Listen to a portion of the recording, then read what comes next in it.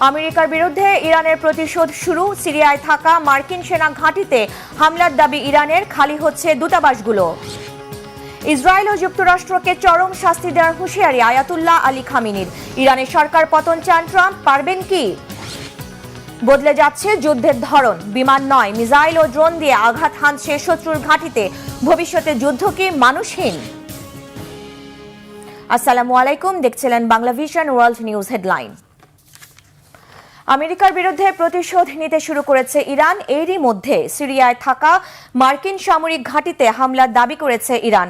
হামলার ভয়ে কাতারের মার্কিন দূতাবাস থেকে নাগরিকদের নিরাপদে সরিয়ে নেওয়া হয়েছে।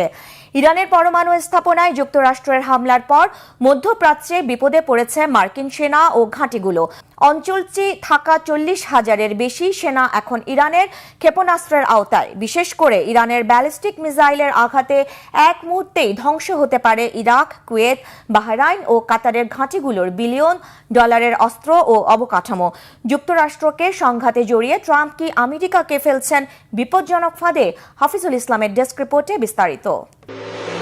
মধ্যরাতে পৃথিবীর আরেক প্রান্ত থেকে ইরানে ছুটে এলো B-2 স্পিরিট বোমারু বিমান। আঘাত হানল মাটির প্রায় 30 তলা বিল্ডিংয়ের সমান গভীরে লুকিয়ে থাকা ফোর্দসহ 3টি পরমাণু স্থাপনায়। গত 2 দশকে এমন পদক্ষেপ নেয়ার সাহস করেননি কোনো মার্কিন প্রেসিডেন্ট। ইসরায়েলকে বাঁচাতে গিয়ে ডোনাল্ড ট্রাম্প ভয়াবহ ঝুঁকিতে ফেলেছেন মধ্যপ্রাচ্যে ছড়িয়ে থাকা যুক্তরাষ্ট্রের 40,000 সেনার জীবন।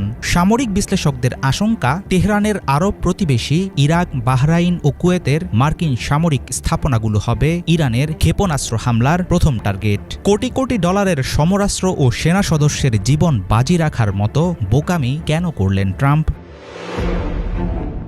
গত 21শে জুন রাতে যুক্তরাষ্ট্রের চালানো হামলার জেরে ইরানের পারমাণবিক শক্তিধর হওয়ার সম্ভাবনা থাকবে না বলে বাহাদুরি মন্তব্য করেছেন ট্রাম্প। তবে ইরানি সূত্রের দাবি, যুক্তরাষ্ট্রের হামলার আগে পরমাণু অস্ত্র তৈরির কাছাকাছি আছে এমন মানসম্পন্ন ইউরেনিয়ামের বেশিরভাগই অজ্ঞাত স্থানে সরিয়ে ফেলে তেহরান।